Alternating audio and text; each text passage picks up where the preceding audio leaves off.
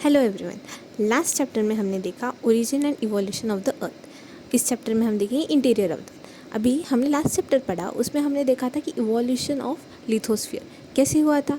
Gradual changes हुए density में, फिर उसकी वजह से इंक्रीज़ हुआ टेम्परेचर, और फिर जो भारी चीज़ें थी वो नीचे जाने लगी और हल्की चीज़ें ऊपर आ गई, जैसे कि आयरन वगैरह कोर के साइड चला गया, लाइटर एलिमेंट जैसे कि एल्यूमिनियम ऊपर आ गए, इसलिए वो क्रस्ट में मिलते हैं। ये सब प्रोसेस जो सेपरेट हुए थे लेयर्स, उसको क्या बोलते थे? डिफरेंशिएशन। तो ये सब हमने पढ़ा था लास्ट चैप्टर में।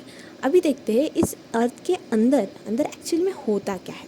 ठीक है, अभी एनसीईआरटी के हिसाब से earth's radius is 6378 kilometres. Okay fine, देखिए अगर 6378 किलोमीटर इतना बड़ा है तो फिर हमको कैसे पता चलेगा कि अंदर क्या है? क्या हम इतना डीप गए थे या फिर किसको पता हो? तो इसको स्टडी कैसे किया गया और फिर इसके क्या क्या सोर्सेज थे, तो आज हम देखते हैं। इसके दो टाइप के सोर्सेज थे स्टडी करने के, डायरेक्ट सोर्सेज और इनडायरेक्ट सोर्सेज। पहले देखते हैं डायरेक्ट सोर्सेज। डायरेक्ट सोर्सेज मतलब क्या हो गया? पहले तो सरफेस रॉक्स, और रॉक्स जो हमें माइनिंग करने पे मिलते हैं। तो ऐसे रॉक्स हमारे कंट्री में तो नहीं, लेकिन साउथ अफ्रीका में गोल्ड माइन्स है, और ये अप्रॉक्सीमेटली 3 से 4 किलोमीटर डीप है। हम इतना डीप तो गए, ठीक है, फिर और कितना डीप गए?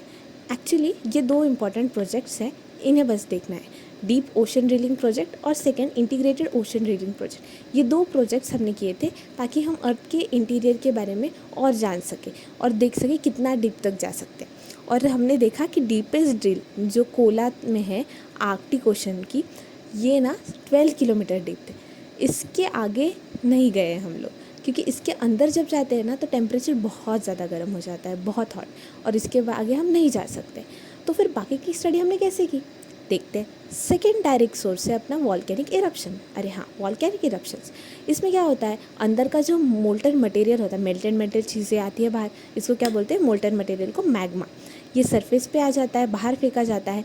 तो इसको साइंटिस्ट ने लेबोरेटरी में स्टडी किया और इससे हमें कुछ चीज़ें पता चली। लेकिन हमें ये नहीं पता था कि ये किस डेप्थ से आई है, मतलब कितने अंदर से ये मैग्मा बाहर आया। तो ये भी इतना इफ़ेक्टिव नहीं था। अभी और भी कुछ सोर्सेज थे, जैसे कि इनडायरेक्ट सोर्सेज। अभी इनडायरेक्ट सोर्सेज में क्या थे? Rate of change of temperature, pressure, density inside अर्थ।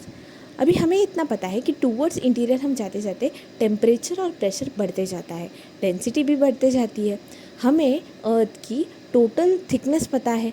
तो ये सब से ना हम लोग साइंटिस्ट ने क्या किया है, कुछ कैरेक्टरिस्टिक्स की स्टडी किए हैं और इससे एस्टिमेट किया है कि डिफरेंट डेप्थ्स पे क्या क्या होगा, और बाकी के फैक्टर्स इंक्लूड करके हम इस चीज़ को वेरीफाई भी करते हैं। देखते हैं नेक्स्ट सोर्स क्या है। नेक्स्ट सोर्स है मीटियोर्स। मीटियोर्स क्या होता है? अभी मीटियोर्स तो अर्थ के इंटीरियर में नहीं मिलते, बराबर। तो हमने ये क्यों लिखा है? एक्चुअली मीटियोर्स जो होते हैं वो अर्थ से सिमिलर होते हैं।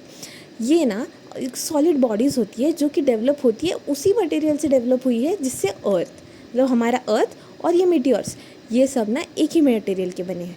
तो अगर हम मीटियोर्स को पढ़ेंगे तो हमें अर्थ के बारे में भी बहुत कुछ पता चलेगा, इसलिए हम मीटियोर्स को पढ़ते हैं एज इनडायरेक्ट सोर्सेज। थर्ड है ग्रेविटेशन। ओके, ग्रेविटेशन का क्या? ग्रेविटेशन ना हर जगह हमने देखा, नोटिस किया कि हर जगह ये सेम नहीं होता, हर लैटिट्यूड पे it is not the same. So what is the difference? Poles पे ये बहुत ज़्यादा है, लेकिन इक्वेटर पे less. This point should be noted, okay. Greater near poles, gravitation is greater near poles and less at equator. इस पे MCQ बन जाता है, क्वेश्चन आ जाता है एग्जाम में। हाँ, तो ऐसा क्यों है? क्योंकि डिस्टेंस फ्रॉम सेंटर, अर्थ का जो डिस्टेंस है सेंटर से इक्वेटर तक, वो ज़्यादा है, पोल्स से कम है। लेकिन ऐसा क्यों? हमें पता है कि अर्थ का शेप कुछ ऐसा है, जियोइड है, पूरा सर्कल नहीं है, ऐसा बल्ज होता है, बराबर।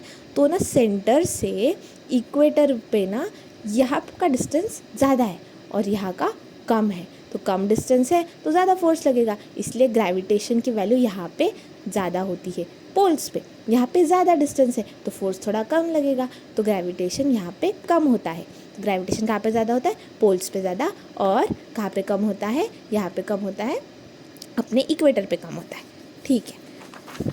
तो इससे क्या? इससे ये कि ग्रेविटी की वैल्यूज़ हमने और चेक की, तो ये ना according to mass of material भी डिफ़र करती है। हमारे अर्थ में अनइवन डिस्ट्रीब्यूशन होता है मास का इंटीरियर में, और भी बहुत सारे फैक्टर्स है। इसकी वजह से ना हमें जो एक्सपेक्टेड रीडिंग थी ग्रेविटी की, वो रीडिंग नहीं मिलती, और इससे बोलते हैं ग्रेविटी एनॉमली। इससे ना हम लोग को अलग अलग जगह पे अलग अलग वैल्यूज़ मिलती है। ये स्टडी करके हमें मिलता है, हमें क्या पता चलता है कि मास जो है क्रस्ट में, इसका डिस्ट्रीब्यूशन कैसे हुआ है, कैसे अलग अलग मटेरियल्स फैले हैं। ओके, नेक्स्ट है fourth magnetic service. Magnetic service, अपने क्रस्ट में मैग्नेटिक मटेरियल्स भी है, तो इनका डिस्ट्रीब्यूशन कैसे हुआ है ये मैग्नेटिक सर्विस से पता चलता है। और इसके हमें ना क्रस्टल पोर्शन के बारे में पता चलता है कि यहाँ पे कैसी चीज़ें हैं।